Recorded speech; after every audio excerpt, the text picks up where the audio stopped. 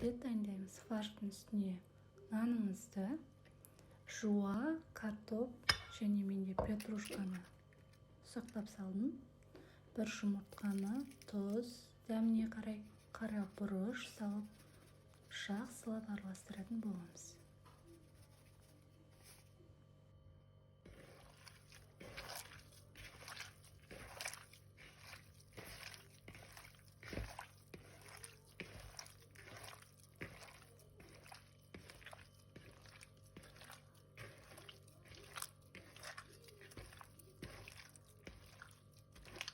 Араластырып алған соң, осылай қатты ұрылау қажет.